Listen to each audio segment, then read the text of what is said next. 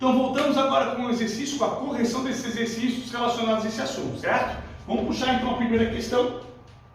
Primeira questão interessante da UFR de 2019. Sobre o processo evolutivo é correto afirmar. Alternativa A. As mutações genéticas ocorrem com o objetivo de promover a adaptação dos organismos ao ambiente. Não. Mutação, ela não é direcionada. O direcionado é a seleção. A mutação é aleatória. Então está errado esse item. B. Alterações na sequência de aminoácidos do DNA dos organismos podem ser vantajosas, neutras ou desvantajosas para os seus portadores. Bom, alteração na sequência de DNA de aminoácidos do DNA, não, né? Porque o DNA não tem aminoácido, então está errado. C. Em uma população, uma característica vantajosa tende a aumentar de frequência na geração seguinte pela ação da seleção natural. Olha só, aumentar a frequência dessa característica. Ela tende a aumentar? A princípio sim, olha só. O que acontece? Eu aqui nesse quadro eu tenho uma vantagem evolutiva do gene azão, do alelo azão, relacionado ao alelo azinho. Então ele tende a aumentar a sua frequência. De frequência genética de populações que sim, a seleção tende a manter esse aumento da frequência de um alelo vantajoso. Então a princípio está correto. Vamos para D. Os organismos de uma população biológica são idênticos entre si, potencializando a ação da seleção natural. Não, existe uma variabilidade genética dentro dos seres vivos, seja por mecanismo de variabilidade de reprodução sexuada ou até por mutações. E a última, os organismos atuais estão se modificando geneticamente para se adaptar às mudanças climáticas com o aquecimento global. Não, estão sendo selecionados aqueles que têm vantagem nesse tipo de situação. Eles já pré-existem e depois, posteriormente, são selecionados. Não esqueça que a seleção não cria nada, né? A seleção só escolhe quem já pré-existe, certo? Por isso que fica certo, então, ali a alternativa C. Beleza? Vamos para a próxima questão discursiva, bem interessante, ó. 2018, o FPR na questão discursiva falou o seguinte: a hemoglobina falciforme é uma variante estrutural da hemoglobina normal, gerada pelo alelo tal. Quando o alelo tal é herdado de apenas um dos genitores, a criança heterozigota é uma portadora assintomática. Quando é herdado dos dois genitores, a criança sofre de anemia falciforme, uma doença grave que comumente leva à morte nos primeiros anos de vida. Portadores do alelo tal são resistentes à malária, que frequentemente é letal, especialmente nos primeiros anos de vida. A. Que tipo de seleção natural atua em locais da África com alta incidência da malária e qual genótipo é favorecido? Falei que é um exemplo bem clássico. Qual é o tipo de seleção natural? A seleção estabilizadora. E qual é o genótipo favorecido? É o genótipo heterozigótico, certo? E a B. O alelo surge de uma substituição da timina por adenina no gene da cadeia beta da hemoglobina, que resulta na substituição de uma valina por um aminoácido glutâmico na posição da molécula de beta-globina.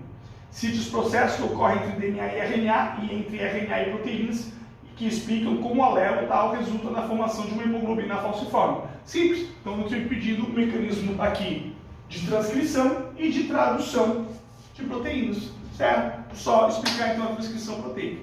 Nada absurdo. Tá? Um texto gigante para perguntar uma coisa básica ali da biologia. Tá? Perfeito. Vamos para a próxima. A gente tem aqui outra questão envolvendo esse assunto. Considere duas populações de uma espécie de mamífero. Na população 1, os animais têm coloração de pelagem clara. Ó, tá falando em coloração, hein? Já fica a dica. Qual será que é a seleção nisso, né? Eles têm pelagem clara e habitam um ambiente de campo aberto. Na população 2, eles têm coloração escura e habitam um ambiente de floresta densa. O gene é responsável pela coloração da pelagem dessa espécie de mamífero. O alelo tal, completamente dominante, confere coloração escura. O alelo tal, recessivo, coloração clara. Nesse sentido, a seleção natural sobre essa população é de que tipo? Bom, se é uma seleção, então, ali, que confere essa variedade dos alelos, fica uma coisa bem clara, uma seleção do tipo disruptiva, certo? Então, disruptiva, desfavorecendo os heterozigotos, o que poderá levar à especiação. Sim, a geração de dois grupos bem distintos. Perfeito. E a ter outra disruptiva, o que pode levar à extinção de ambas as populações? Não, existe uma vantagem, uma separação entre as duas, que posteriormente pode gerar um isolamento reprodutivo e aí, por fim, gerar uma nova espécie, certo? Então fica claro, acho que a minha dica é essa de coloração geralmente é a seleção disruptiva. E a última questão, de 2015. Numa planície alagada bastante estável há milhões de anos, existe uma espécie de arbusto tóxico que produz flores com 10 variedades de cores distintas. Sabendo que as cores das flores em questão são determinadas geneticamente, um pesquisador lançou a seguinte pergunta: por que os arbustos que produzem flores azuis são mais abundantes que os que produzem flores de outras cores? Para tentar responder essa pergunta, o pesquisador investigou 5 parâmetros nos arbustos que apresentam esses 10 fenótipos distintos.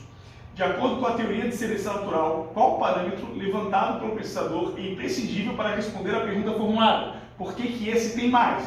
Alternativa A, forma de polinização. Bom, o que acontece é que o mecanismo de polinização tem que ser mais ou menos eficiente. Não é o formato em si, e sim a sua eficiência que está se perguntando.